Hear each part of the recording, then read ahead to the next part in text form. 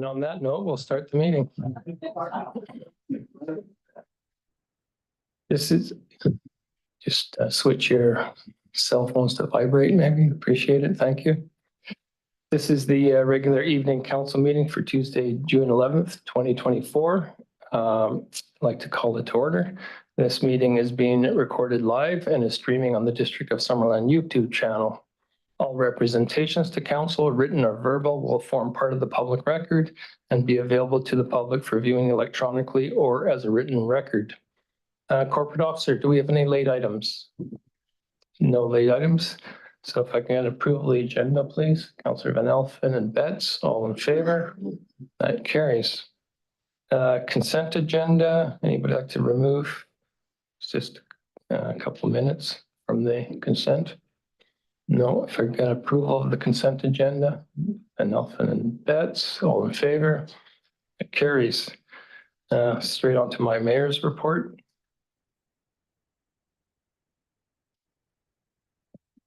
I arrived back yesterday from the annual convention of the Federation of Canadian Municipalities, better known as FCM, that was held this year in Calgary. It was attended by 3,200 mayors and councillors from across Canada, and it was the largest FCM convention ever held. With such a large gathering of elected local officials, FCM presents an opportunity unlike any other to meet with fellow mayors, exchange ideas, and learn best practices from other municipalities, large and small. As an example, I went on a study tour of 3 City of Calgary solar facilities, including one built to the same scale as our own solar array here in Summerland. Seeing these facilities was informative in itself, but just as useful was speaking with all the other mayors and councillors on the tour whose municipalities are at various stages of developing solar facilities. I think we all learned from each other, and I have to say everyone was impressed with the way we had in integrated battery storage. That was gave a lot of people ideas. So that these kind of interconnections are really valuable, and I bring them back here and we share that information. A highlight of the convention was the launch of a proposed municipal growth framework to move local government beyond its outdated fiscal arrangement based on property taxes and application-based grants. The framework calls on federal and provincial governments to commit to municipal finance reform by linking transfers to economic growth, setting direct federal transfers to 0.5% of GST, allocating a portion of provincial sales tax to municipalities, broadening transfers to allow for operating costs as well as capital costs, and granting municipalities new powers over taxes and user fees. Prime Minister Trudeau was there and he gave a keynote speech at the convention, and he was asked about reforming municipalities' funding structures. He replied he was supportive, but said the challenge was getting agreement from the provinces, some of which still not agree on constitutional grounds with the federal government providing funding to municipalities at all. So it was a bit of a crazy week with the major water main break that severely impacted Calgary's water supply happening on the very first day of the convention. You may have heard about it in the news. Knowing that such an emergency could happen in any of our communities, all 3,200 of us joined in the water conservation efforts. And Calgary Mayor Jody Gondik said that if there had to be a large convention in town that week, she was glad it was FCM because we all sympathized with her. Anyway, it's good to be home here in Summerland, and not least for the fact I can now take a proper shower. I'd like to thank Deputy Mayor Traynor for taking on some of my duties while I was away, including helping with the official opening of Action Fest, for kicking off Seniors Week at the Summerland Seniors Village, and attending the Summerland Stories event organized by the South Okanagan Pride Society and Summerland Museum. That's my report. CAO. Thank you, Your Worship. As we're less than a month away from Canada Day, I wanted to start with an update on the work at the Summerland Pier. We are still targeting to have the pier accessible for the public for the long weekend in July. At this point, it is going to be down to the wire, with the last part of the work being the assembly of the railings on the pier. When we get closer, we will send further information out to the public over Facebook. While people should be able to use the pier on the long weekend, we are moving the official opening ceremony to the beginning of July to accommodate the provincial minister responsible for the Growing Communities Fund. There will be an event open to the public as well, so more information will be forthcoming once we have that date nailed down. Over the past few weeks, we have put together a plan to be able to sell soil amendment product to residents. We conducted a one-day sale, which resulted in about 300 loads being provided to residents, and so we want to continue the momentum. The province has clarified that we can't store and sell the material the way we used to because anywhere we host the product must be on a lined area with a leachate management plan. Since we can only sell in lined areas of the landfill, we have made some small changes to the new compost facility area to accommodate a safe loading area for trucks and trailers. On a trial basis, we are going to be making the loading of soil amendment available to residents from 9 a.m. to noon, Monday through Friday. This means we'll be loading trucks and trailers using our loader. Unfortunately, we do not have a system in place yet for residents to self-load the soil amendment, in other words, using shovels and pails, etc. But we are looking into a few options that we hope will allow for this to come in the next few weeks. Once this is in place, we're hoping to be able to allow for self-loading whenever the landfill is open to the public, Monday through Saturday. We'll begin advertising this opportunity on our website and Facebook tomorrow. We have posted a community survey on the website regarding our upcoming work on a new transportation plan.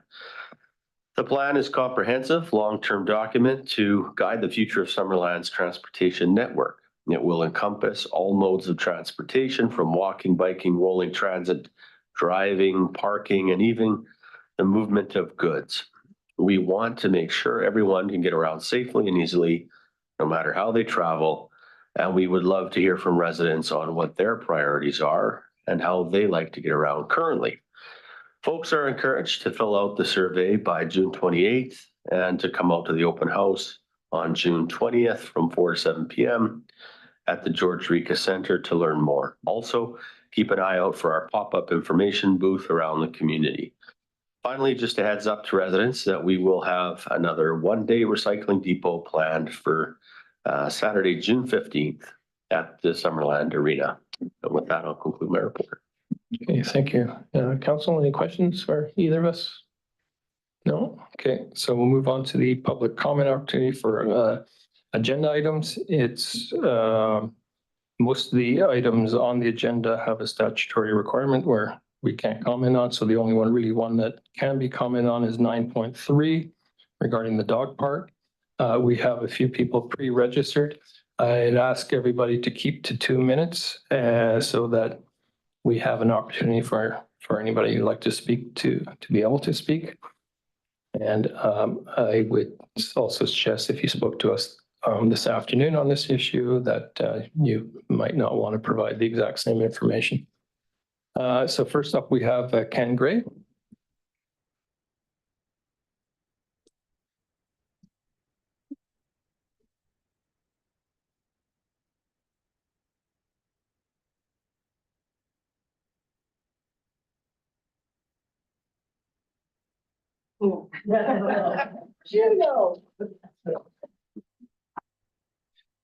Good evening, everyone. I'm Ken Gray, 9723 Thompson Road. I'm here tonight in spirit with my 4-year-old Labradoodle, well, 4.5-year-old Labradoodle Juno. I bring her photo as I was unsure if she was welcome here in the room. She's not a formal assistance dog, but I'm also wondering to what extent she's welcome here in our community. Let me explain.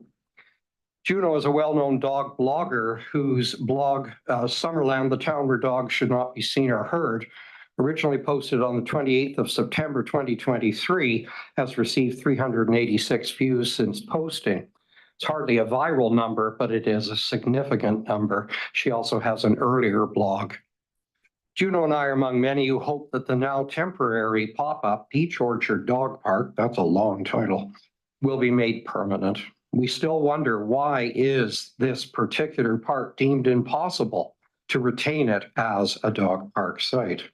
It's designated high-level recreational land in an accessible location, especially when you consider persons with disabilities, parking, environment size, and proximity to other recreational amenities.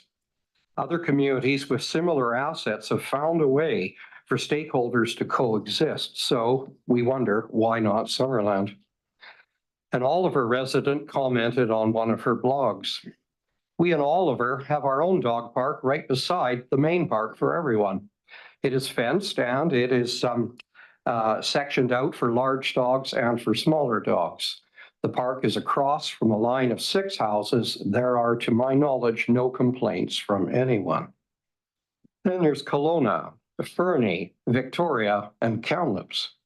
Kamloops hosts a number of fenced areas close to and in view of high-value real estate. The land is spacious, well-appointed, secure, and serviced with water, and in some cases, shelters. I have to ask you to wrap up, Mr. Gray. That's my wrap-up. Okay, well, thank you very much. Thank you very much, sir. Next, we have Robert Hacken.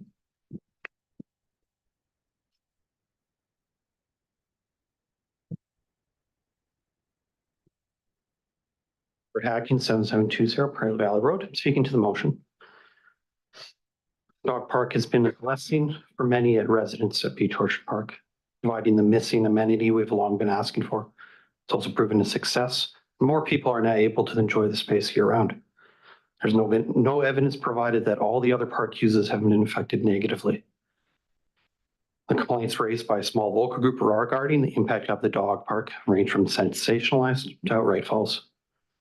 The same group now wishes council to rehash well-trod ground, exploring outlandish options that are already been found unsuitable through previous well-researched studies. Canyon View was not largely rejected because it was ALR. It was rejected because it was unsafe, isolated, and prohibitively expensive. At this point, all the realistic options have been explored and exhausted. How does it make sense to not grasp at the unreasonable? There's mention of rotating parks. That's a best practice that I've never seen or heard escapes me. Where would these yet undiscovered parks to rotate to even be? What unnecessary cost and irritation would they then inflict on the taxpayers? This isn't reasonable. In civic politics, the complainers get their way more often than the grateful do. We've been shown that the support from the community is there for this park. The benefits are clear, and we have been patient. Right now, there exists an extremely popular and very well-loved park. With so much positive impact, we can choose to be proud of what has been accomplished and celebrate this success. The park brings our community together, and that is a very good thing. The community today wants a motion, and the motion is to see the park made permanent. Thank you. Thank you. Next, we have Mike Kosnak. I defer to Okay.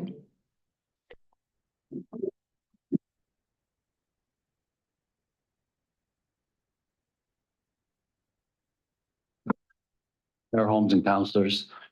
I'm relatively new to this community, and I believe I'm part of the silent majority that does not own a dog. I'm not afraid of it. I'm afraid of dogs as a kid, got bit, so maybe I have a bias, but I'm not here to talk about that bias.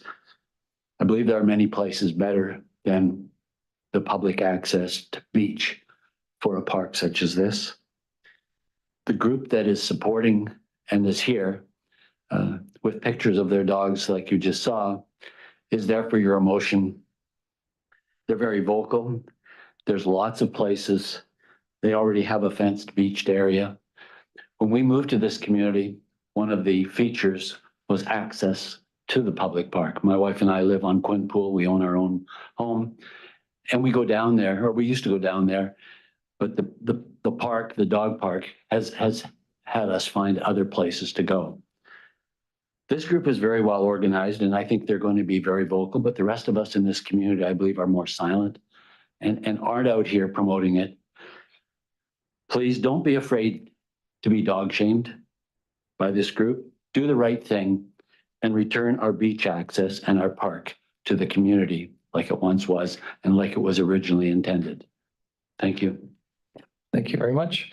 Now I'll open it to anybody who'd like to come up. 2 minutes maximum, please. Step up to the podium, sir. State your name. Not sure who you are.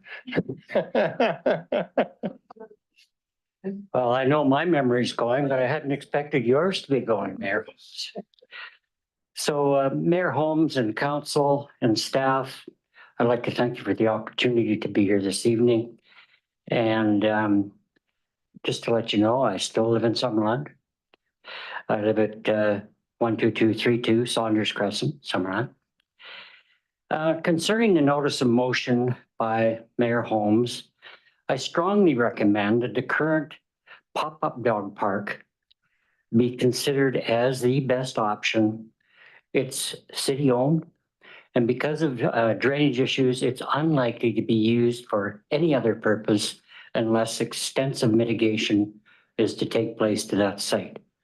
There's very good reason why nothing has happened there other than the other Spirit Park or et cetera, the beach volleyball and so on and so forth.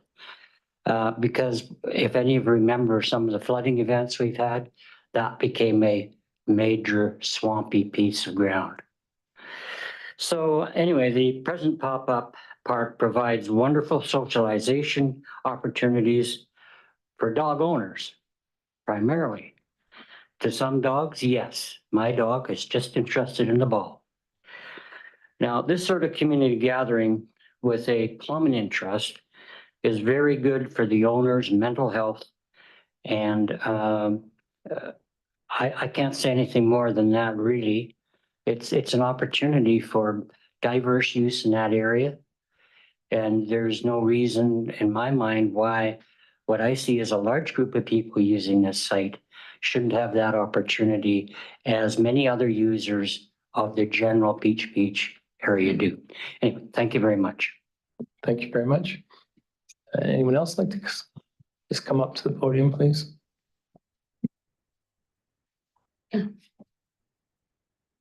I forgot to finish the rest of so I'm going to finish it.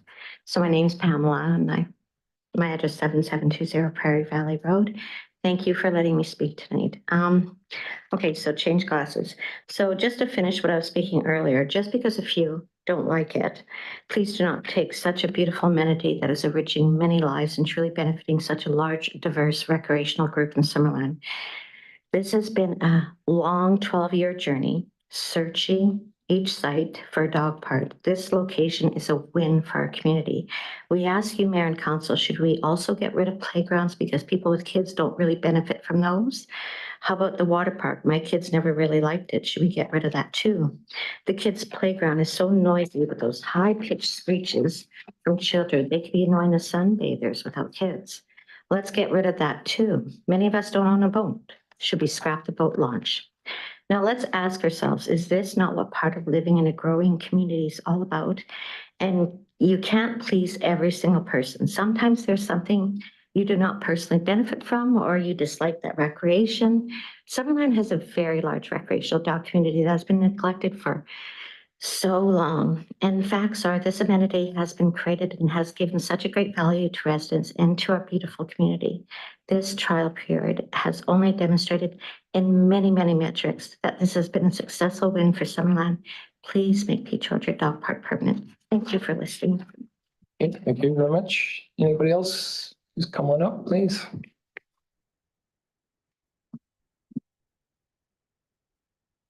Good evening, 13204 Armstrong. My name is Kathleen Estermarks. I wanted to tell you of a couple of experiences that I've had at the dog park that I just think speak to the importance of this. I was there on Sunday evening a week ago, and my dogs and I were there for 3 hours, and people came and went. And during that time, I had 3 profound conversations with young men that I never would have had before. Isn't that what community looks like? One of them was a fellow who told me about his motorbike accident. The other 2 conversations were equally profound. I never would have had those without this space. I want to tell you about the seniors bus that appeared about 2 weeks ago. And the seniors came out in walkers and wheelchairs. And they brought their box of wine and they popped their box of wine down on the picnic table and enjoyed a couple of hours with the dogs. Isn't that what community looks like? What more are we looking for? Haven't we found it? Thank you. Thank you. Anyone else, please? No? Okay, just come up to the podium, please.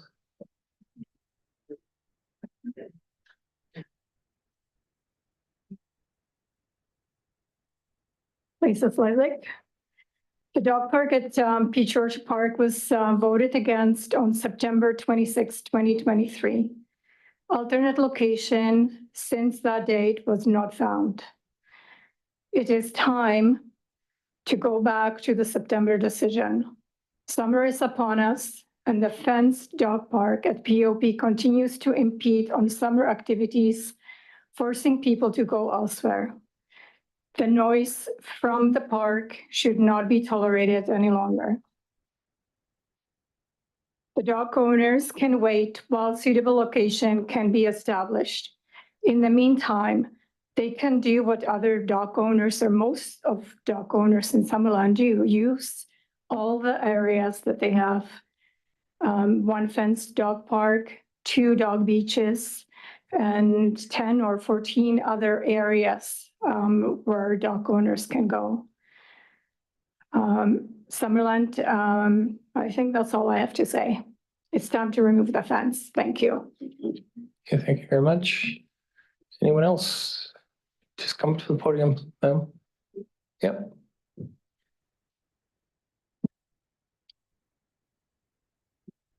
I'm Debbie Johnson. I live at 7106 Switchback Road. And me and my 2 little dachshunds are regular users of the dog park. What I wanted to bring up was the accessibility. We have a gentleman that comes down daily with a walker and 2 dogs. We have another gentleman who comes on a mobility scooter and he brings his little dog. There have been all kinds of people that, you know, for some reason, maybe they had a knee replacement or whatever, their physical condition limits them to where they can go. And the Peach Orchard Dog Park is the best place for them to be able to access that. The other part that is a bonus to it is the wheelchair washrooms that were installed this last year. So from an accessibility point, it is the absolute best location. Thank you. Thank you. Anyone else? Last chance.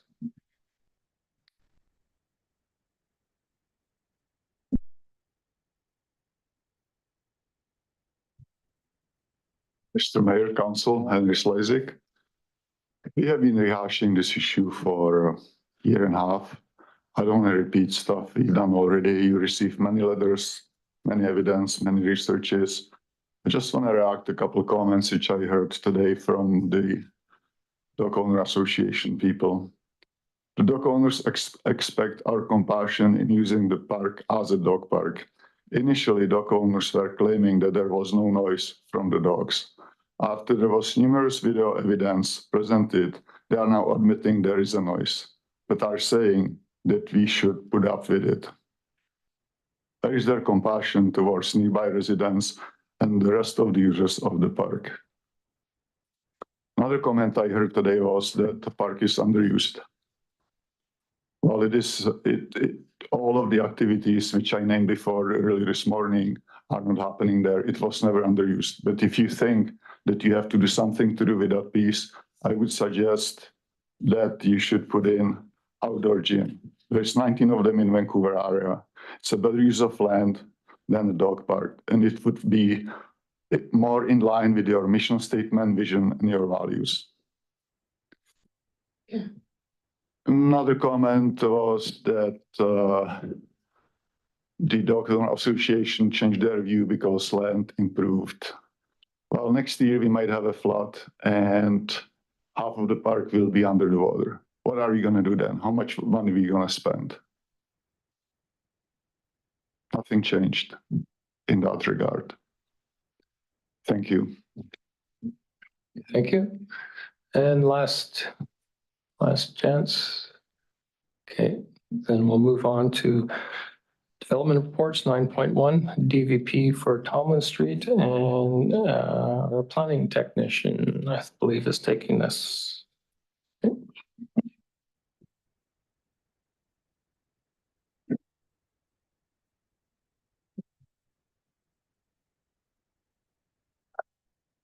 evening, Mayor and Council.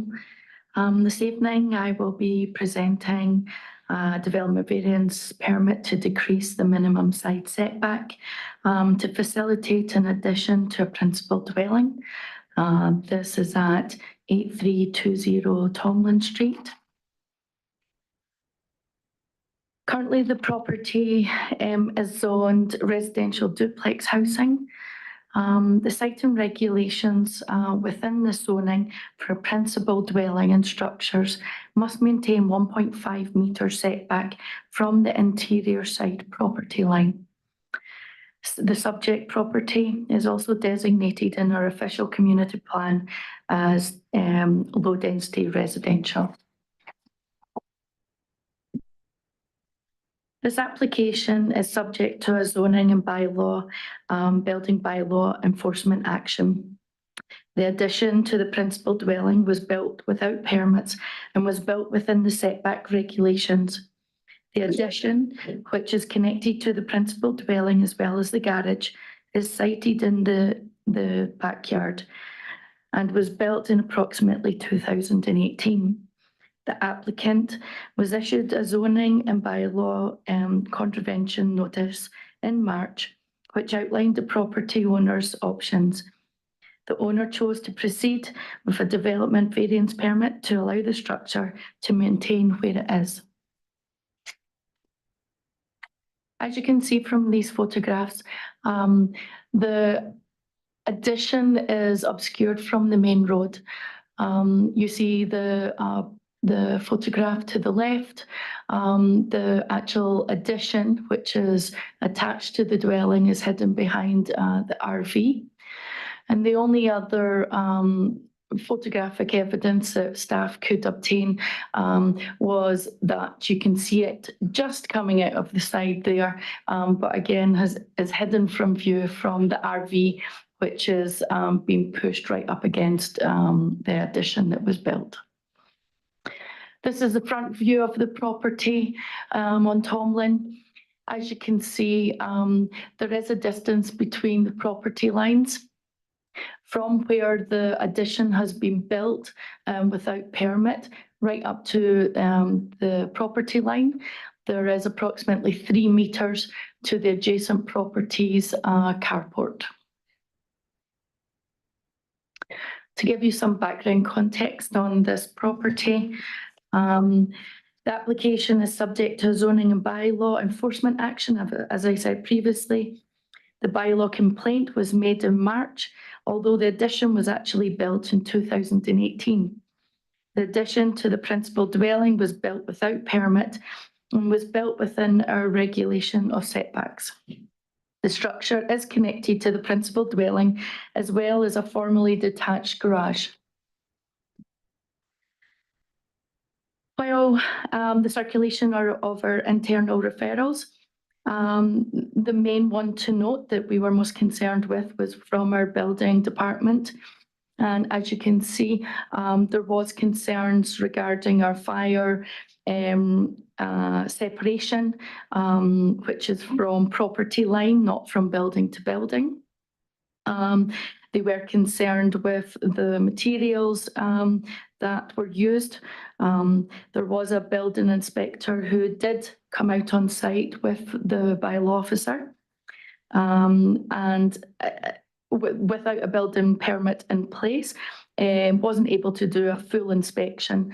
But as a condition of this permit, the applicant must submit a building permit for the unpermitted structure and make any changes to bring it up to our BC building standards for building code and also for fire separation.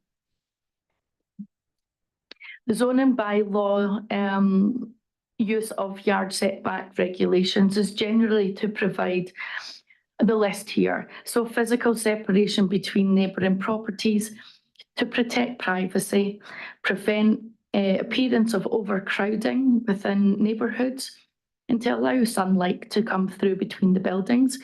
It mitigates nuisance noises, and one of the main ones is to provide separation for fire safety. If this non-permitted structure does not follow the standards of our BC Building Code for fire resistant rating, it will need to be upgraded to remain as it is. Having a structure so close to our interior property line is not ideal. And however, the neighbouring dwelling is set back over 8 metres from the shared property line and is separated by a carport. Therefore, the impact of the structure to the neighbour should be minimal. The structure was built in 2018 without a permit, as noted, and there has been no notes of objection until now in 2004. If the structure is changed to meet the BC Building Code and meet the fire separation rules within the terms and conditions of this permit, the requested variance can be supported by staff. With that, staff are following the recommendation of approving the variance. I'll take any questions. Thank you. Council, any questions? Councillor Betts. Thank you, Ms. Mayor. Thank you, Shannon, for the presentation. My question actually has to do with the zoning, that if it moves forward with the discussions this after this, a little bit later tonight, what will the zone be for on Tomlin Street where this home is? Do you know offhand?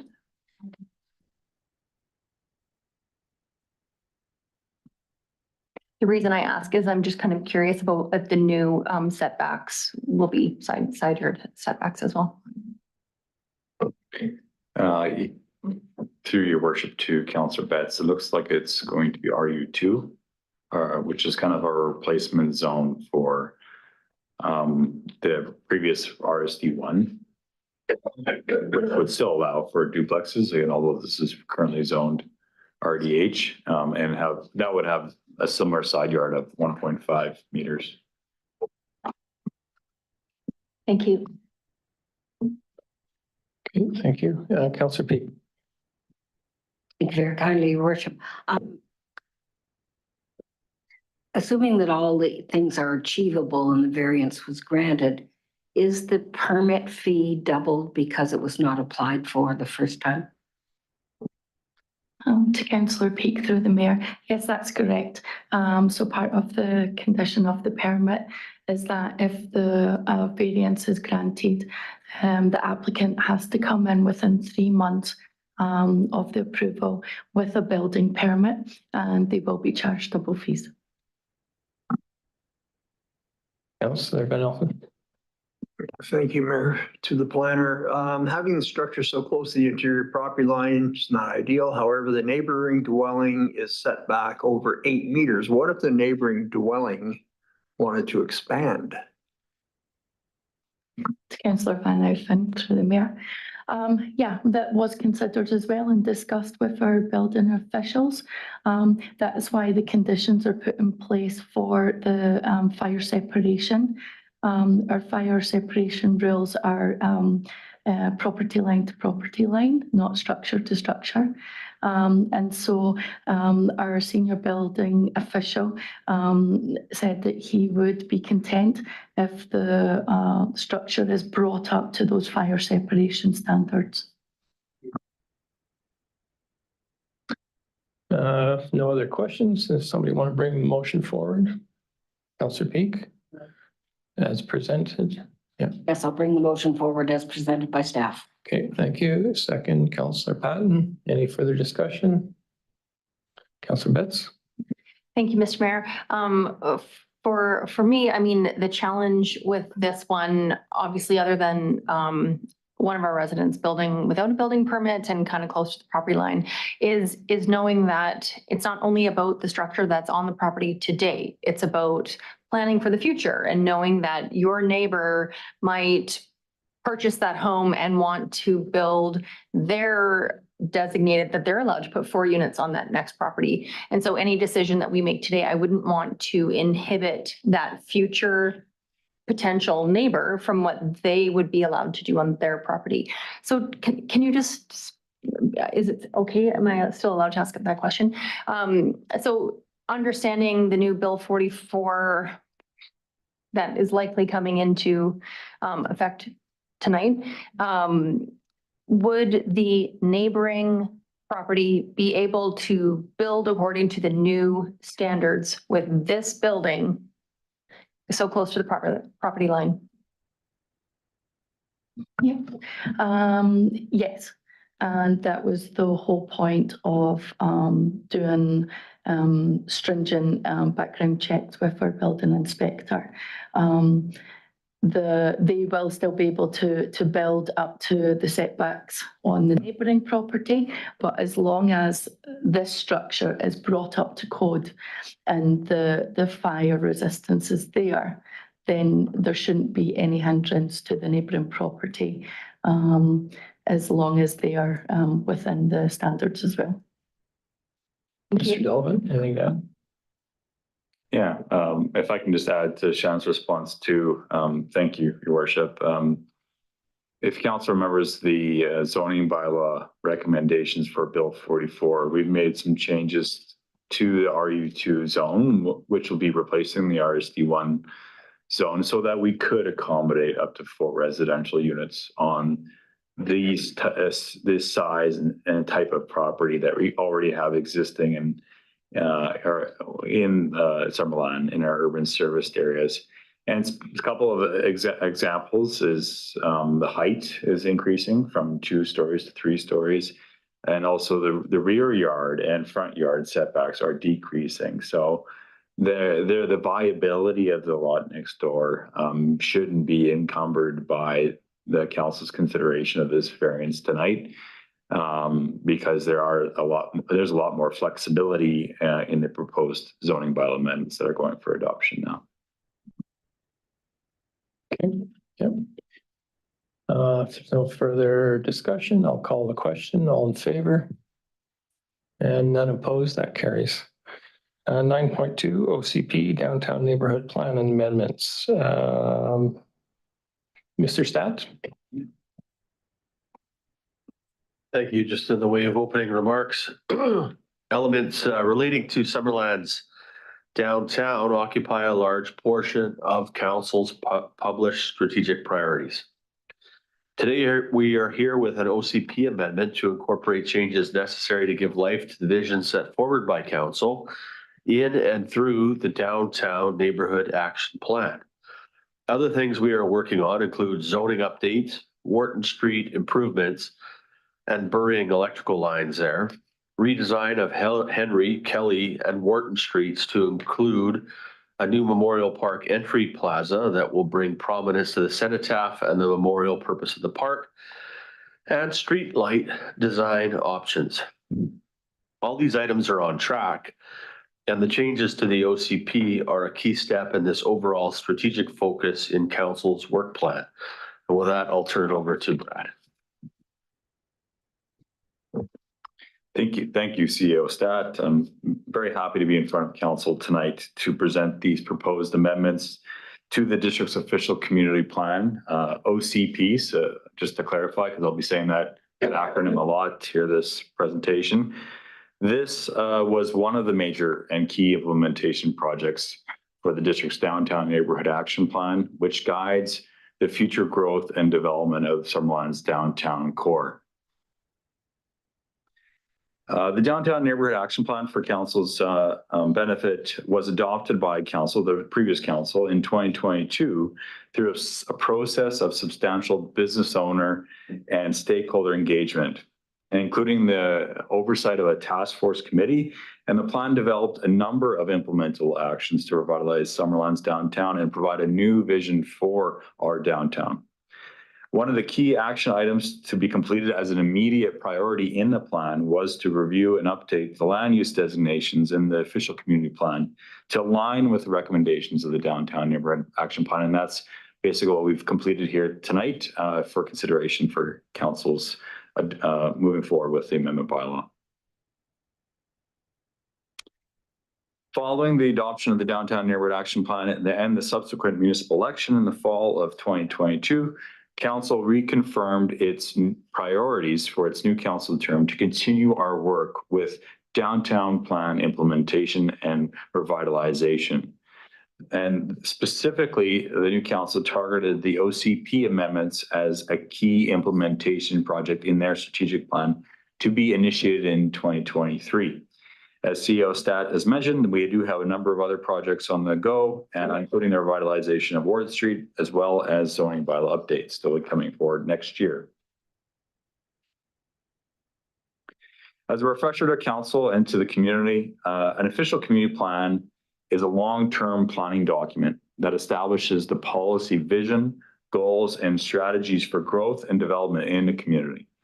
OCPs include policies on, on future land use, transportation, parks, housing, environmental protection, just to name a few elements. However, an OCP does not regulate land use on the ground, such as a zoning bylaw. And therefore, the land use designations that are being proposed and presented tonight are considered future oriented. They're what the vision of the community and what we're hoping to achieve in the next 10 to 20 years in terms of growth and development, but doesn't actually control the use that's happening on the land today. So in reviewing the recommendations from the Downtown Neighborhood Plan, really there are two primary sections of the district's official community plan that are in need of amendments to conform with the downtown plan.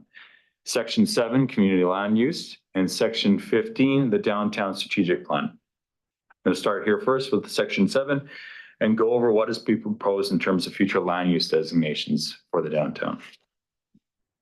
Whoops. The land use designations in the OCP are proposed to be amended to reflect the recommendations of the Downtown Neighborhood Plan. And each land use designation now has a defined policy focus, sorry, I went too far here, that provides guidance on the permitted land uses, densities such as height, the building types permitted. In addition, the future land use map that's included in Schedule C of Council's package has been updated. And I'll be going through where these proposed OCP designations are proposed to be placed in the downtown core. The 9 land use designations that are proposed to be amended are shown here in the table on the right-hand side. And it includes low, medium, and high density residential, a new downtown high density residential, which I'll get into the details of, downtown core, and also downtown core intensification, which is a new designation, gateway commercial, which is another new designation, parks, recreation, open space, and administrative. So this slide shows a comparison of what the land use designations are currently in our official community plan and those that are being proposed to be eliminated and replaced with the new proposed amendments. So the ones that are being added are being proposed in the red highlights on the right-hand side, and those that are being removed are shown on the red highlights from the existing OCP on the left. For the designations that are being removed, the low-density residential intensification is proposed to be removed primarily due to conformance with Bill 44, has really removed the discretion of the District of Summerland to have a low-density residential intensification designation that is separate from our low-density residential designation that we currently have in place. Because for all intents and purposes, now all of our low-density residential zoned areas and designated areas has been intensified with its land use to allow up to 4 residential units per parcel. And for that reason, staff did not really see the difference between the two in keeping the intensification designation in the OCP. The other designation to be removed is service commercial. And with these proposed amendments, there was only going to be 1 property left in our community that was going to be designated as service commercial. And we felt it could be better served by inclusion into another commercial designation, which we are proposing downtown core intensification.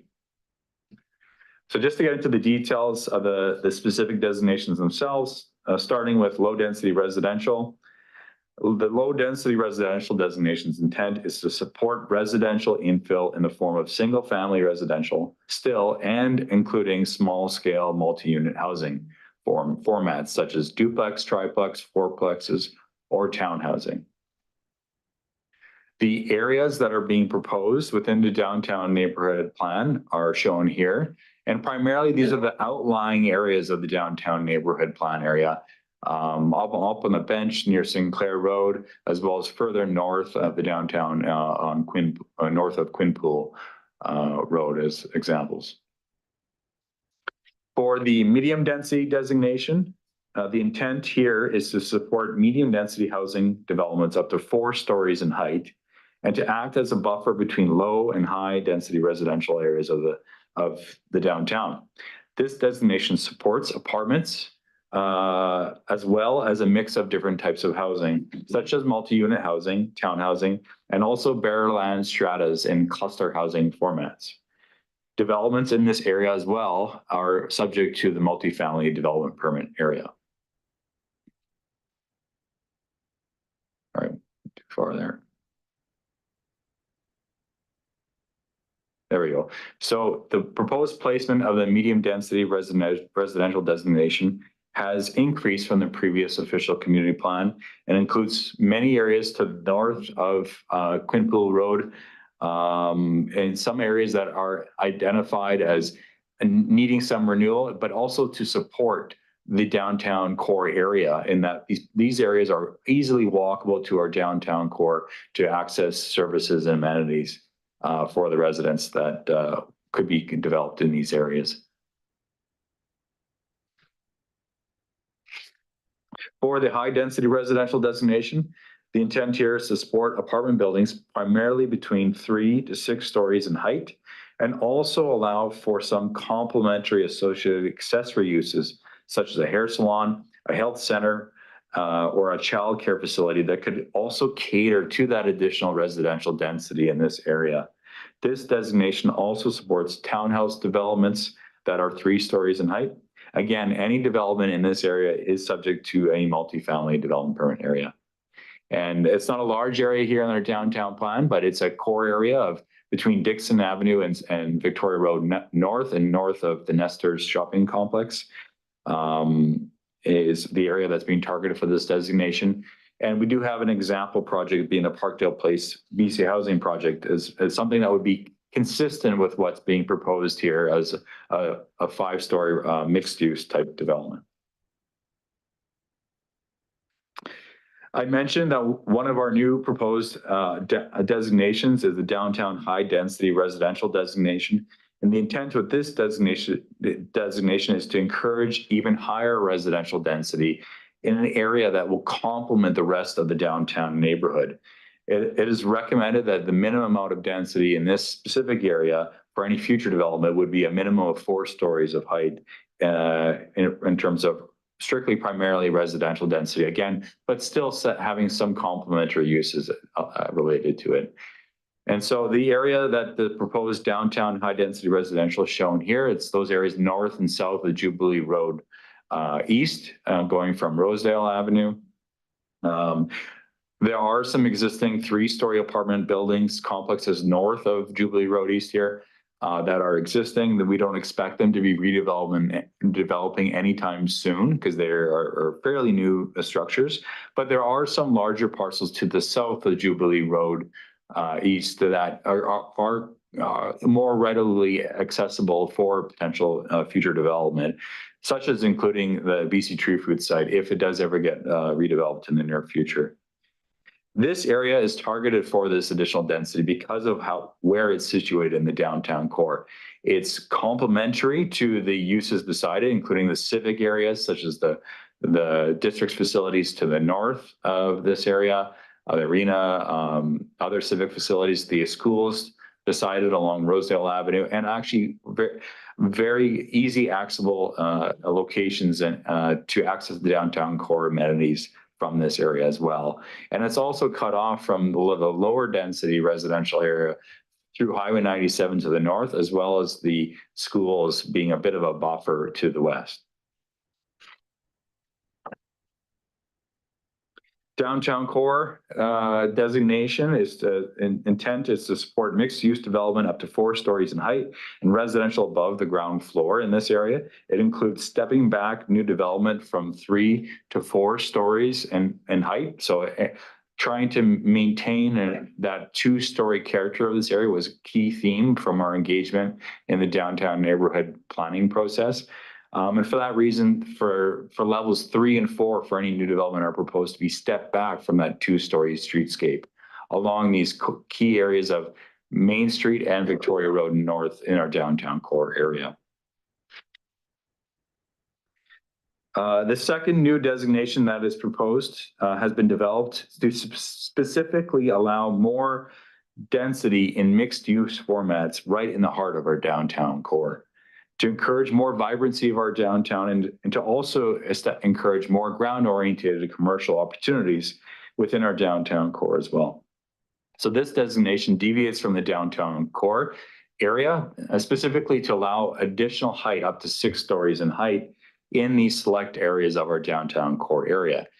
And just to point out where these areas are, this is the areas along Kelly Avenue, Henry Avenue, along Jubilee Road West, on the north side of Jubilee Road West, if those properties ever do get redeveloped. And then as well, some other pocket areas here around the downtown core, including where the new Kelly Ave apartment building is, as an example. This last new designation is the Gateway Commercial designation, which is intended to serve the needs of the traveling public as a priority through the placement of hotels, motels, restaurants, and other retail establishments in this area, but also to allow a mix of residential density and housing in this designation as well. And so for that reason, it also recommends up to 6 stories in height within this Gateway Commercial area. A good example of this is the new Julia Street apartment project, which has a hotel and residential component to make a mixed-use development project. And you can actually see that that development is included in this area around that Rosedale intersection of Highway 97. This designation placement follows the recommendations of the downtown neighborhood plan to define the intersection at Rosedale Avenue and Highway 97, as well as Prairie Valley Road and Highway 97 as the key entrance points to our community, to try to encourage people that are traveling through our community to stop, to turn in these 2 major collectors, Rosedale and Prairie Valley Road, and to funnel into our downtown core. And that was another key theme coming from our engagement with the Downtown Plan Task Force, is that we need to encourage more people stopping in our community rather than just driving by. And so the intent here is to create some anchors through the development around the intersections that encourage people to turn off the highway.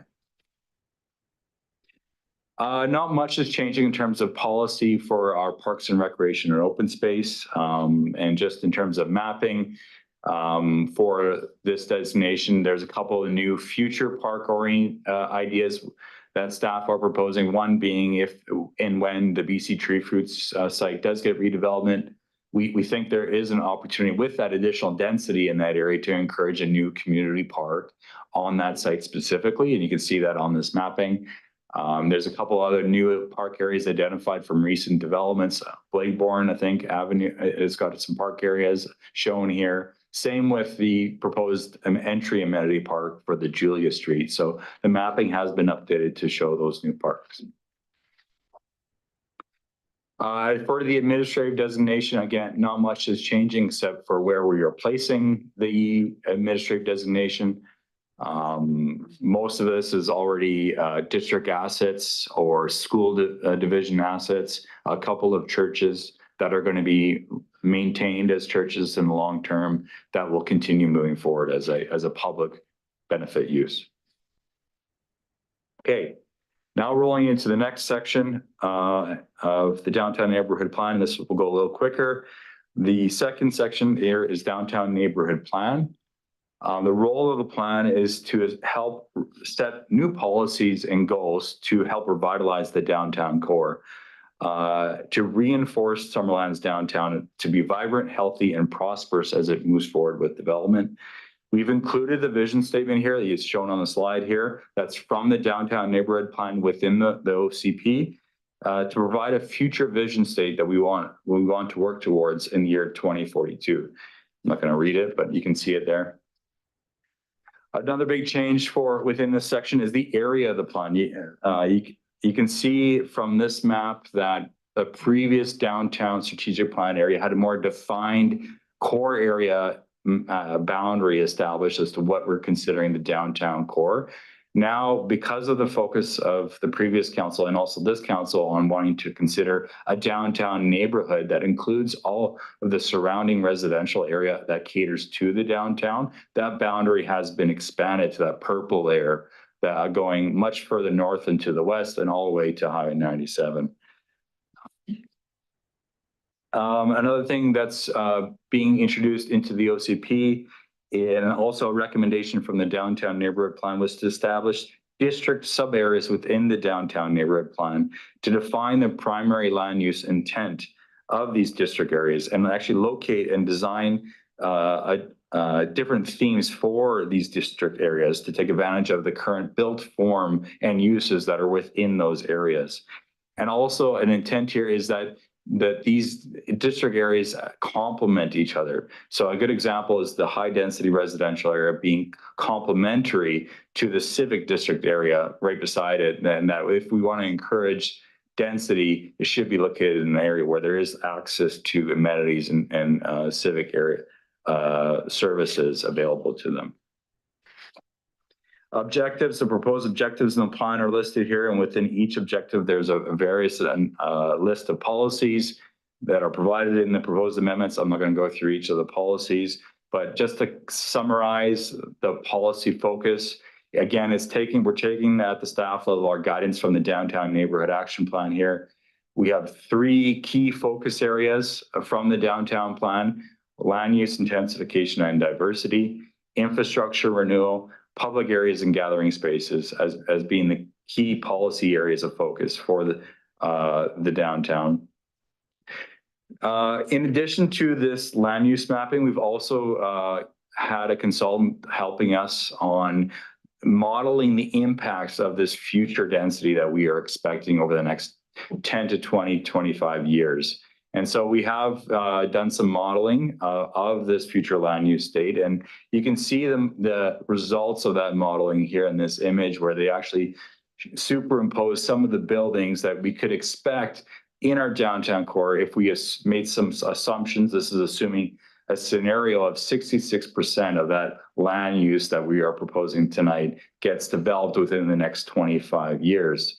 And really what that means in terms of dwelling units is the following map here, showing the number of units within these different areas.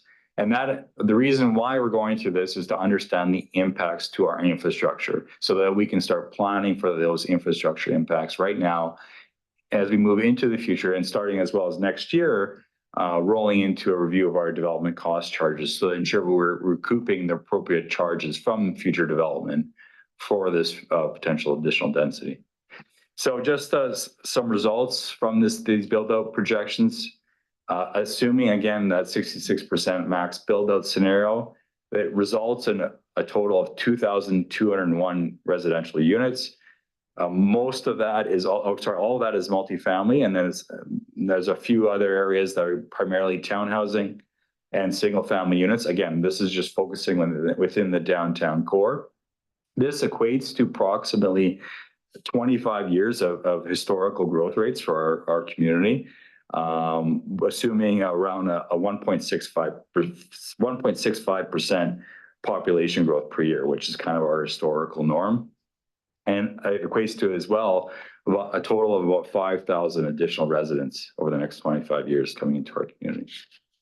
So all of this analysis is going to feed into this infrastructure review of our water and sewer and stormwater infrastructure for the downtown core, as well as electrical. Those are the next steps part of this review.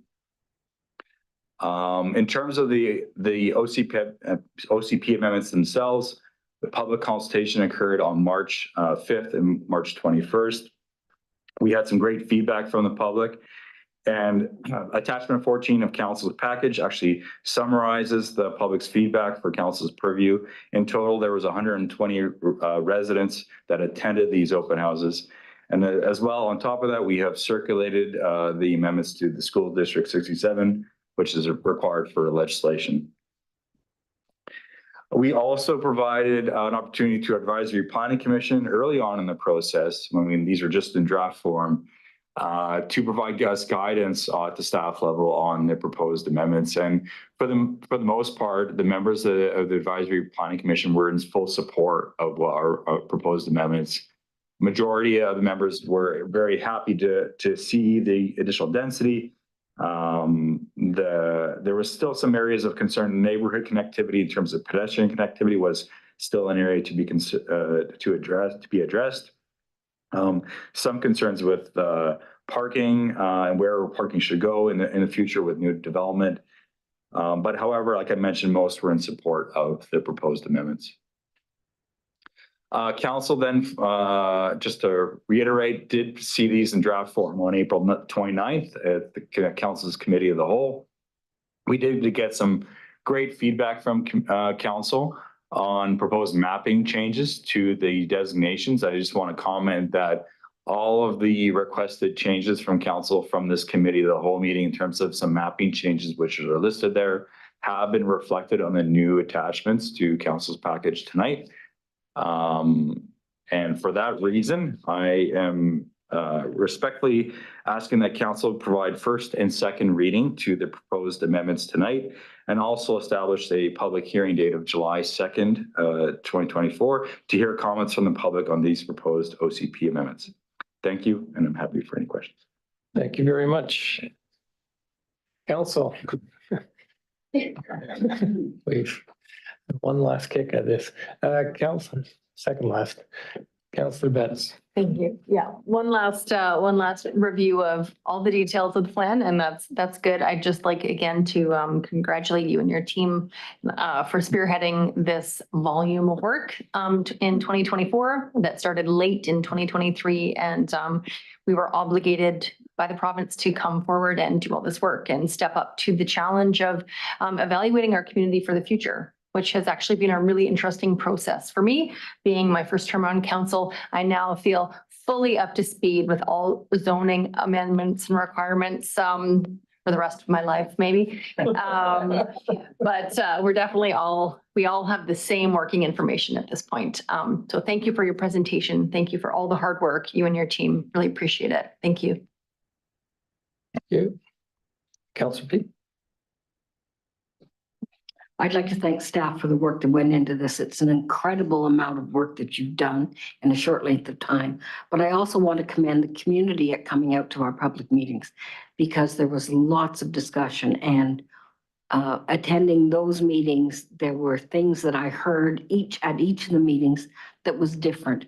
The services with urban planning, they were a great help, an addition to our staff complement, because you can't get through the capacity that you had to do in that short length of time.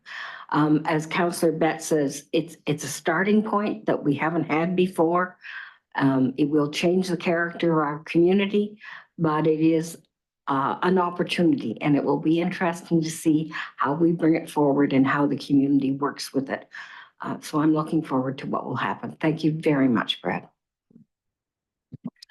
I just have a question. So Main Street and Victoria, in the downtown core part, what is the maximum height currently?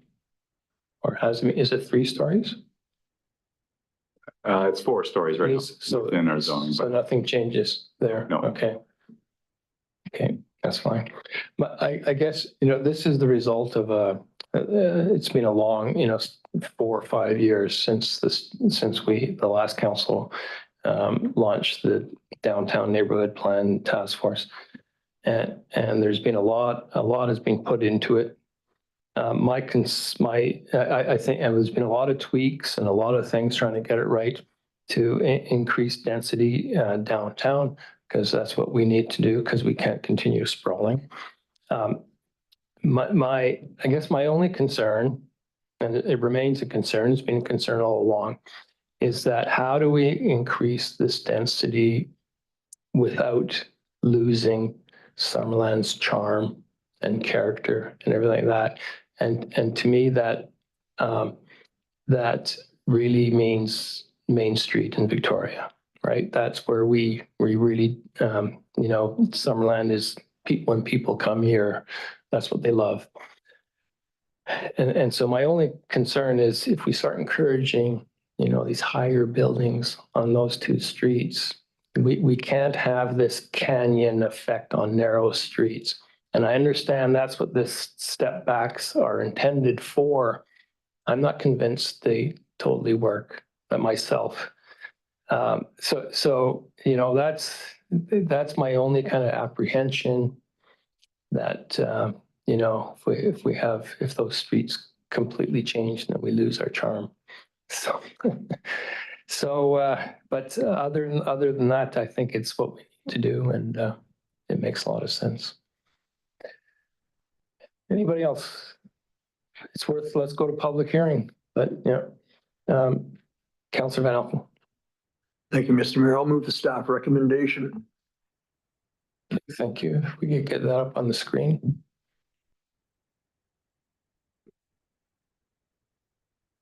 Do I have a seconder, please? Oh, we just lost it. Councillor Patton, second. Okay, any further discussion? I'll call the question. All in favor? And none opposed. That carries. So I'll go to public hearing on July 2nd. Moving on to 9.3. This is my motion regarding the dog park. I'll just pull it up if that's all right. So I'm not going to read out my report. You guys can read it yourself. I'll just say that, so we've heard a lot of people say the temporary dog park has divided the community, so therefore we should make it permanent. We've heard a lot of people say the dog park has divided the community, so we should take it down. So obviously it's not straightforward. It'd be nice to see more empathy on both sides, I think, but there are definitely different opinions in the community, and there are different opinions on this council. And that's a good thing, because our council should represent the community. And so if the community has different opinions, council ought to have different opinions. When there's no consensus in the community or on council, I believe it's my role as mayor, and I spoke about this in the campaign, when half the council's over here, half the council's over there, I believe it's my role to say, okay, is there somewhere in here that we could live with? And this is what I'm trying to do with this motion. I think the idea of having a temporary pop-up park initially was, let's try it out somewhere. And then let's try it out somewhere else. And then we can compare. We can have some comparative data to see, you know, to get some idea of what's better, so we can find the best location. That's the approach we took in September when we decided not to install permanent fencing in Peach Orchard Park. And we decided to ask the Lutheran Church to trial the temporary park. Now, unfortunately, that didn't work out. But this motion is in the same spirit as what we discussed in September. Let's try a different location so we can compare the two. Now, I don't think, I think we need to be able to say at the end of the day, we don't want somebody saying, well, why didn't you try it there? Because we thought this one over here was good enough. Well, we don't know. You don't know what you don't know. So I understand why some people are impatient and want to establish a permanent park, but I think you know, we should exhaust our all our options before settling on one permanent location. And so this is why I bring this motion forward. Anybody who would like to comment or ask questions or anything like that? The floor is open. Councillor Patton. Thank you, Mr. Mayor. Thanks for bringing it forward. I don't agree with it, but thank you. Over the course of the year, just while I've been on council, we've spent over $60,000 on a consultant to come up with the dog park for District of Summerland. Then we didn't go with the a recommendation of the consultant, which was Peach Orchard. Then, as you eloquently explained, we went back to the Lutheran Church because they were and asked again if we can do it, and they came back and said no. I said, so when I take a look at what you're asking, and it's not asking of council, it's asking of our citizens, is the amount of money that we have spent. And those consultants are the subject matter experts in which we hire to help us make the decision. And they give us the location and we say to them, we say to our community, thank you. Yes, this is great, but we know better, so we're not going to do that. So what we've done is we've thrown that $60,000 away. Now we look at saying, okay, well, we want to put out an RFP, maybe some private properties. Now, all of a sudden, we have our wages of our director of recreation. We have our CAO. We have our corporate officer. We have our procurement officer that's involved in this. That's not counting any of the additional reports that report to these directors. So now we've tasked even more money when we have a site that we have all heard is proven to be exactly what we've been searching for. You yourself said there is no perfect place, and maybe this isn't the perfect place. Maybe in 5 years, the perfect place will come up. We're not talking structures, we're talking posts. And this is movable. We talked, if I may segue, we talked about the solar site. What was the thing about the solar site? Oh, you know what? It's temporary. It can be moved. Now we have a dog park that is a chain link fence. It can be moved. It can be moved a lot faster than our solar park can be moved. So I appreciate you bringing this forward, but there is just no way that I can support this. And I cannot support this because it would be a flagrant waste of our citizens' tax dollars that we are asked to take care of. Councillor Peak. I wasn't here for all of the dog park discussions. I've certainly been here for a portion of it. I believe that this pop-up dog park location works well for a number of ways. But I believe it could still stay as a temporary dog park because the fact that it can be moved. And we may in the future find land through the work that we do within the planning and other opportunities that we can see even now that may come forward, that we may want to have more than one dog park. And I believe that I want to see that opportunity be available. I don't necessarily see us, I don't want to see us spending more money to rent land to have a dog park on. So I have difficulty with the concepts within the resolution. Councillor Markwell. When we first hired consultants to look for a dog park, I wasn't very thrilled about the idea at all anyway, because consultants don't know the community as well as we know the community. And in fact, I remember texting pictures of the Dale Meadows to fellow counselors saying, here's the place. Oh no, but we've hired consultants. So, you know, in my opinion, it was ignored. And then I said right from the start, Dale, that the Peach Orchard was the nicest place or the most appropriate place, but that didn't go over. And then until maybe people were convinced that there wasn't any better place. And I'm actually even more sure now that that's the best place, because any other place isn't going to have nice handicapped all-season washrooms beside it. And that is really a draw. It's not really so much for the dogs as it is for the people.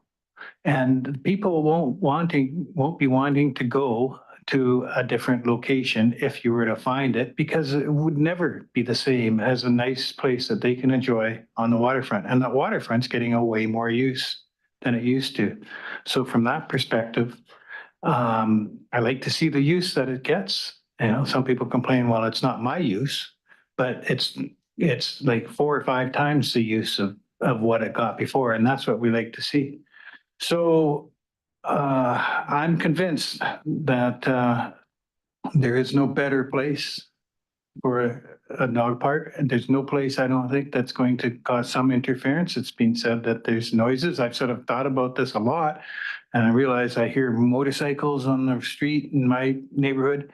I hear dogs barking. As the community grows, these noises grow. And I think that in the balance, and it's always a balance, how much weight you give to one side and how much weight you give to the other. I land on, boy, what a great place for a dog park. And I have given up on the searching. We've searched in high and low and east and west, north and south. And I land there. So I understand where you're coming from, but I'm in Councillor Patton's camp. Anyone else? Councillor Van Alphen. Now for something totally different, I guess, but I've had conversations with our rec director. People may not believe me, but I'm about compromise. Don't ask my wife because she'll tell you something different, but I was down there yesterday looking, and I still firmly believe that with a little bit of work, this could work. My one concern is, and I've heard from other people, that there's certain people that show up, they let their dog out of the truck or car and the dog's off leash. And, we have the splash park for the children. We have the volleyball courts and the barbecue areas. By insetting the fence on the west side on the road, by insetting that fence and moving the entrance to the middle, hopefully would encourage people to leash their dog and bring it to that location. Yesterday when I went down there was a couple sitting at a park bench and they had 2 dogs on leash. And I went over and I asked them, and the dogs barked at me, and I really don't blame them, but they did. And not for long. And I said, what do you think of the dog park? And they said, oh yeah, they really like it. And they said, but it doesn't matter to them one way or the other, because if it wasn't there, they're still there.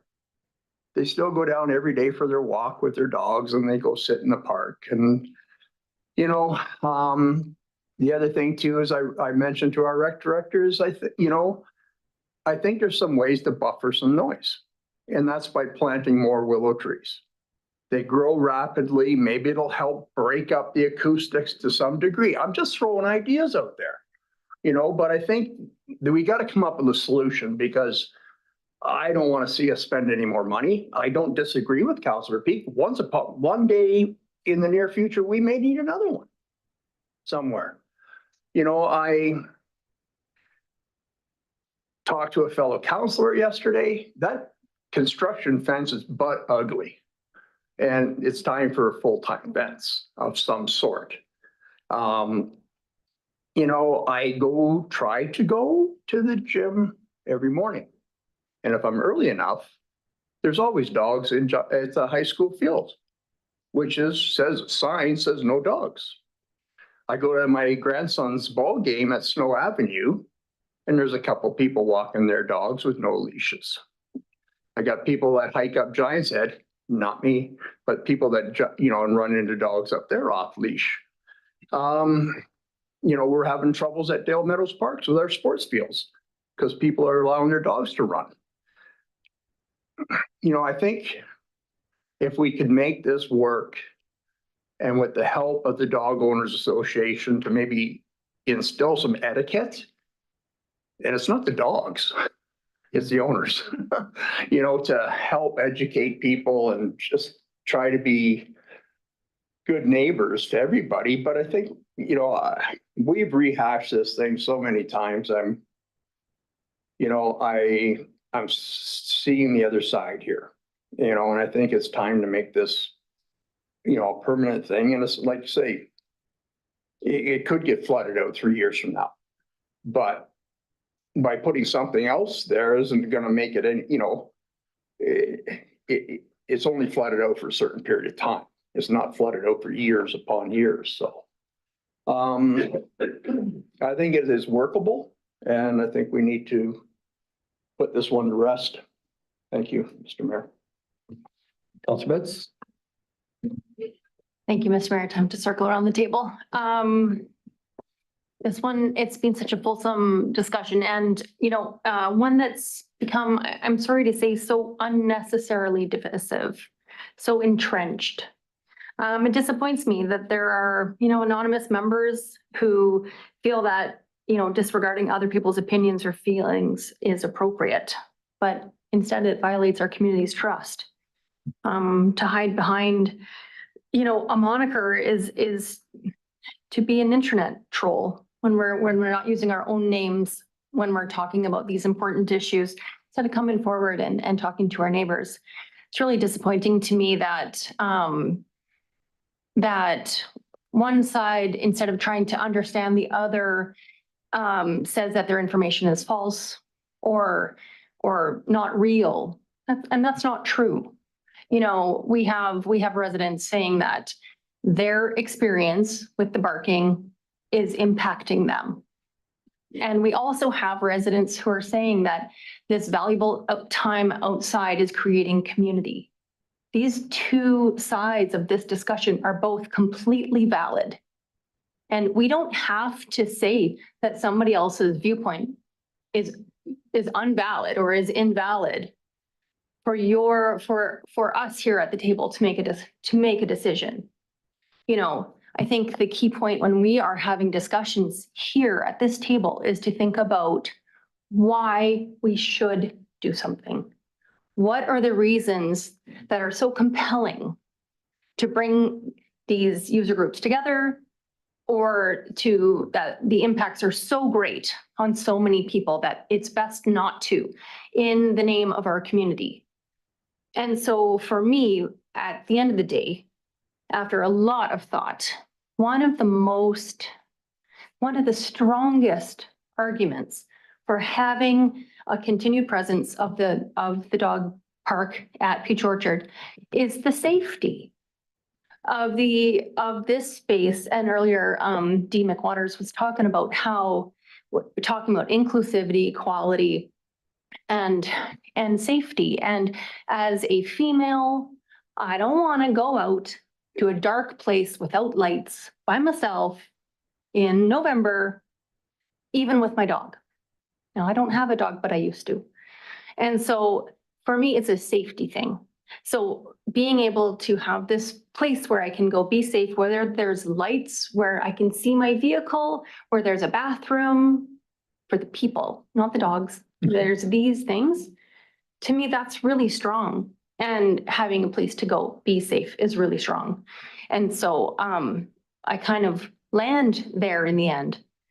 I do think that if the water table comes up because we have a flood year, well, then maybe it will be closed for a few months. And that just has to be an outcome that we're willing to deal with.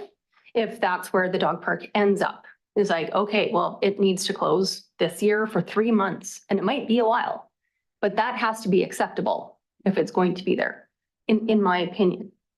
One last suggestion that I would have if we are to go this direction, thinking about it, is that the dog beach that we currently have in between Peach Orchard and Rotary is kind of dividing the spaces, right? And then we got dogs over here and people in the middle and dogs over there, and not everybody's putting their dogs on leash in the middle, which is really frustrating for the other users of the group, of the park.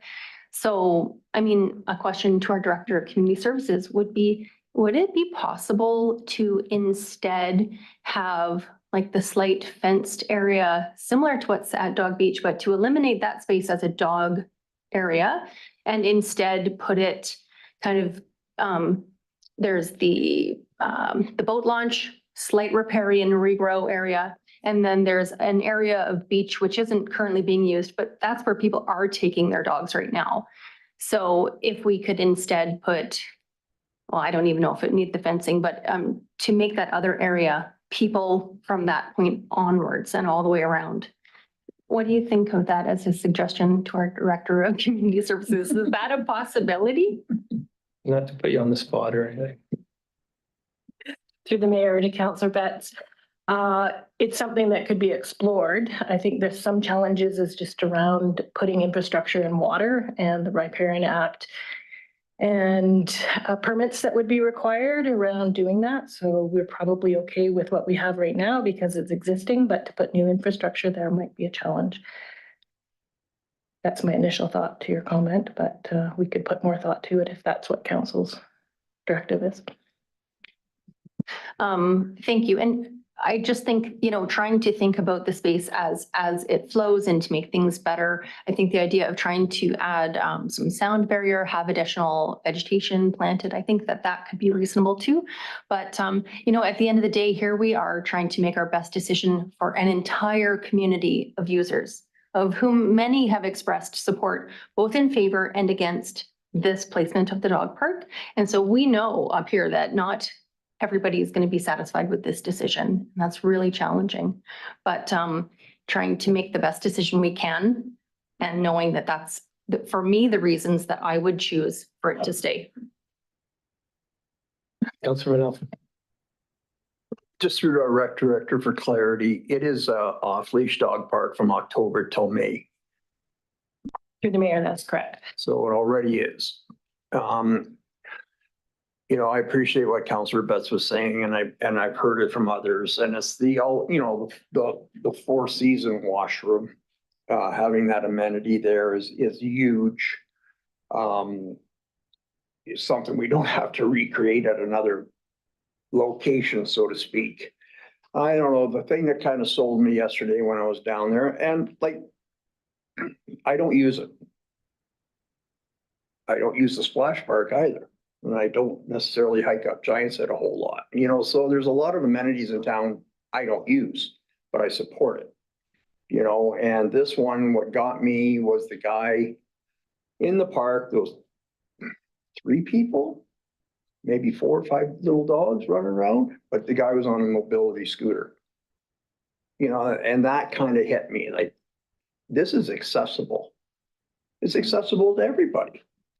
But I think with some conversation with the Dog Owners Association, and, you know, I just think moving that fence in from the road and moving the entrance will help eliminate maybe conflict, public conflict, you know, and then just trying to make things better. But I truly believe, you know, maybe it was 5, 6 years ago, I took a willow stick branch, shoved it in the ground, and now I don't see my neighbor's house anymore. You know, so they grow rapidly. You know, I think it would help offset some of the noises. So I think we should go forward and keep it permanent.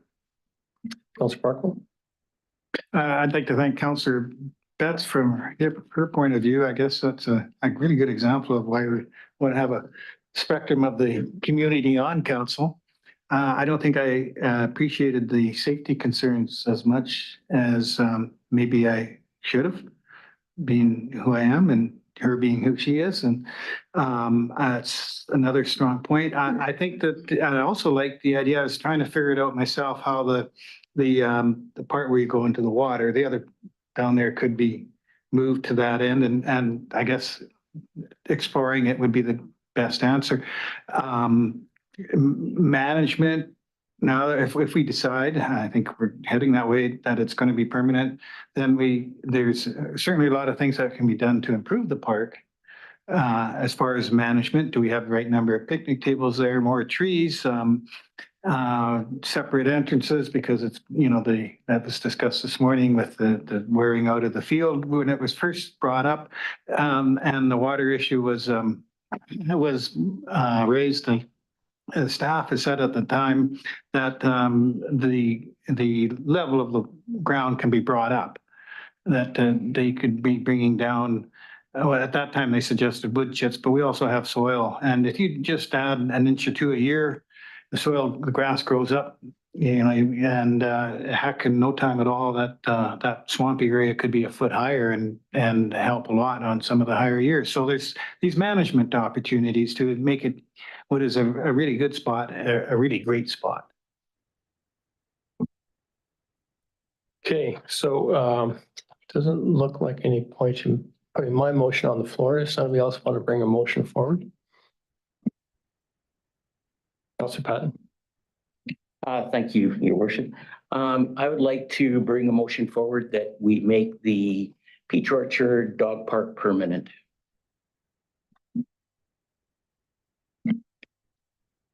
Does that work, corporate officer? Okay, do you have a seconder? Councillor Barkwell. Okay, further discussion? Councillor Van Elfen? Would you consider having the discussion about moving that fence, the west side inwards, and maybe planting more shrubberies? I think we would want staff to bring some designs forward for us to consider. Thank you. Yeah. Councillor Pat. Thank you, Your Worship. Thank you, Councillor Betts. The safety thing, to be quite truthful, I didn't even think of the safety thing until it was brought up this afternoon, and I thought it makes perfect sense. It's unfortunately my age and gender, we don't think that way. But what hit me today was we had a person talk this morning or early this afternoon who met her partner at that dog park. And I'm thinking, well, it's a community. That's what we've built there is a community. If that wasn't there, those people would never have met. So, hey, call me sentimental, but yeah, I am. I think I call me sentimental, but I thought that was very good. Do you have any stats on how much people split up there? That's the whole project. All right. Yeah. Councillor Betts. Thank you. I get a sense of how this vote is going, and I would just like to acknowledge again the large amount of correspondence that we all received from community members, both for and against. There was a lot of really respectful and good points brought up, and that's just been ever so important. And that we do read all this correspondence. We listen to you. We listen to all of these different voices when you're coming forward to us. And that's part of community dialogue. This is democracy. And sometimes the decision just goes a different way than what you'd like to see. So I'd like to thank everybody for just committing to the process. So I'd like to just ask council to consider then if this is the route we're going, whether we would like to consider that making the rest of the park on leash year round, so that so that you're not having dogs running around outside the off leash park. They should be running around inside the off leash park. So should that be a friendly amendment? Yeah. Okay. So I'll put that amendment on the table. So somebody want to second the amendment? Councillor Peak. So I'll just call the vote on the amendment. That's just coming up. And further that.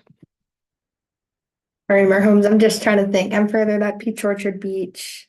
Park be made on leash year round outside the dog park, something like that.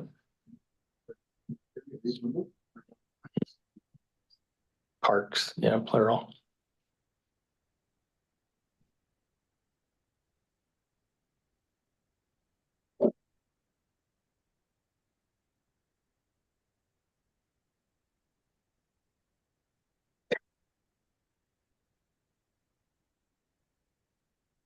Does that work? No, the Peach Orchard Beach Park, singular, require dogs to be on leash year round outside the off leash parks. Does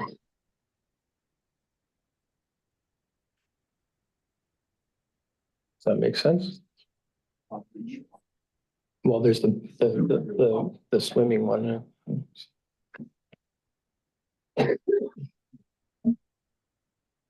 Okay, so I'll call the question on the amendment. All in favor of the amendment? That carries. Now I'll call the question, unless there's for any further discussion. Call the question on the motion as amended. All in favor? Okay, any opposed? And we have 2 opposed, myself included. So that motion carries.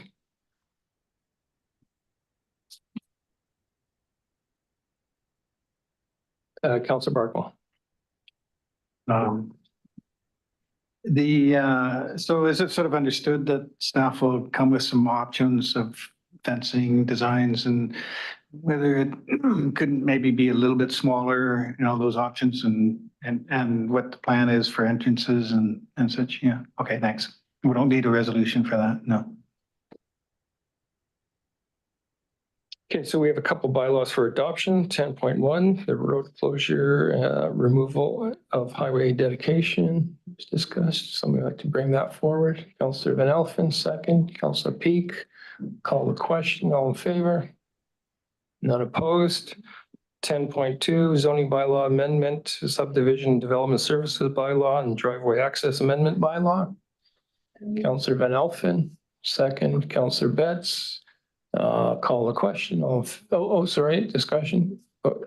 Yeah, I intend to vote against this for the reasons that we've discussed before on this, is that I don't think that we should let developers determine how many parking spaces an apartment in the downtown area have.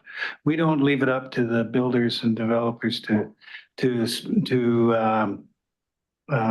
determine parking or any other aspect for any other type of building. And I just think that the proper and adequate parking for the downtown area is absolutely key to having a successful downtown area. That's why malls are popular, because there's always a parking spot, and we need to make sure that we have parking spots in our downtown area. And if we have some big buildings where the developer has a choice of how many parking spots per unit that is built, then I see that they would definitely have less than the minimum that I think would be required to, because people will always, that's just the way the world works. Thanks. That's my reasons for voting against this. Okay, thank you very much. Any other? I'll call the question. All in favor? All opposed? Councillor Barkwell opposed. Motion carries. Any notice of motions? No notice of motions. Councillor reports. Anybody have anything to report? Councillor Peak. Thank you very kindly, Your Worship. I want to say that I went to the D-Day ceremony at the Memorial Park, and it was wonderful to see students there from the schools, and Richard Norrish was there.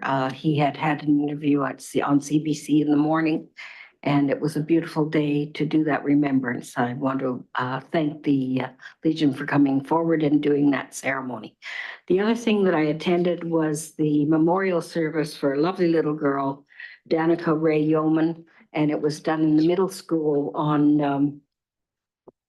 in June, and it was a touching ceremony for a young girl, age 14, who passed away due to cancer. And there were poems done by her friends, And this little girl was involved in skating and gymnastics and Tai Chi and judo. And it was just amazing. I want to thank all the people that came and the young people that spoke. She was a wonderful child.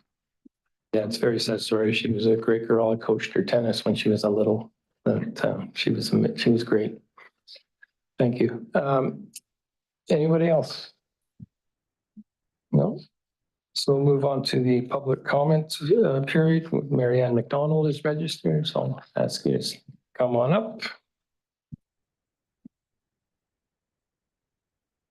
And if you don't mind, before you start the time, I just want to say I've had a further discussion before I bring this forward, and it was the letter or the motion, whatever you want to call it, that was concerning the public comment period was not very clear. So this is from my perspective, having read it twice, 3 times in order to provide this comment on it. Okay, so Mary Ann McDonald, 6505 McDonald Place.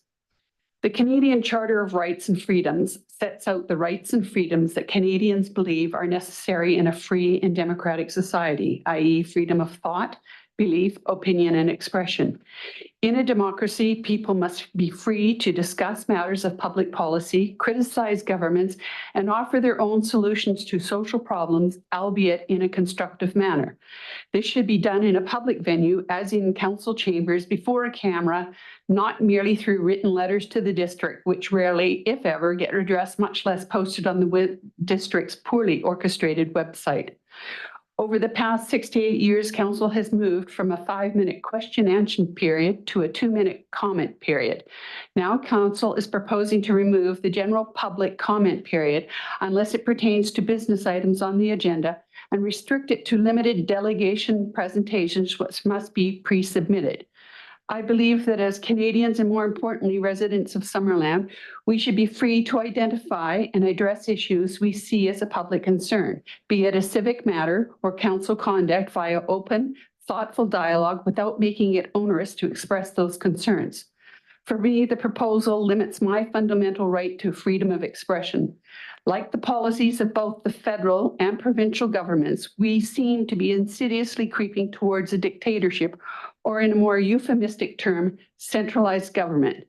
Mayor Holmes once told me that the government isn't interested in our agenda, it is interested in their agenda. I find that a very prophetic statement.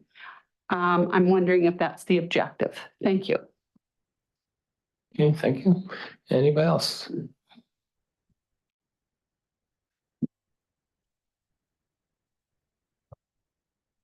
Hi, Council. Brad Besler. As I'm sure you've heard, many Summerland residents are frustrated with the actions of Mayor and Council. You've repeatedly made significant decisions while intentionally ignoring public input. For example, the asphalt plant, the garbage collection schedule, the Jubilee bike lane to nowhere, and so on. There's a serious lack of transparency at Municipal Hall, but you all just shrug your shoulders in arrogance. And that is why residents are concerned that you acted in bad faith to remove public comment period. I still don't understand how the mayor and council can know that CAO Graham Stat is lying about a serious issue and not address it. And yet council is responsible for oversight of the CAO. In my view, it shows how members of this council are unfit for the responsibility it takes to lead. A lot of the things the mayor said he would do during the election have proven to be false. And after the election, the very first motion the mayor made was to appoint Erin Traynor as his deputy mayor and use taxpayer funds to give her a significant raise. The district has never paid a deputy mayor extra money before. And frankly, Erin Traynor has not done any more work than she did before as a councillor to warrant that extra money. You have also made council meetings every 3 weeks instead of 2. Now Municipal Hall is closed on Mondays. It seems every decision you make is made to benefit yourselves and not the community. But the good news is the people of Summerland are starting to see your true colors. Thank you. Thank you. Anybody else? No, then I'll, okay. I will end the era, I guess, as they say. I just, so Robert Hacking, 7720 Prairie Valley Road. It's been on the dog park. It's a very long journey. I know it's been very difficult. Four of you are sitting, one's absent, but four of you are sitting at this table when we first approached. And I know it's been a challenging, divisive road sometimes. There's been disagreements between our two groups, and at some point we've come together to something that can work. So I appreciate that council has first made the Peach Orchard Dog Park a temporary trial to take the guts to do. That did take this council a lot of guts, and it has shown that people are benefiting from it. And that's what it's about. It's about benefiting the community. It's not about benefiting me as a dog owner. Our dog that would have used the dog park passed away 2 years ago. The one we have now barely walks. So hopefully our next dog will have lots of friends to meet there. Thank you. Okay, thank you. Nobody else? And I'll ask for a motion to adjourn. Councilman Elfin, Councilor Betts, all in favor?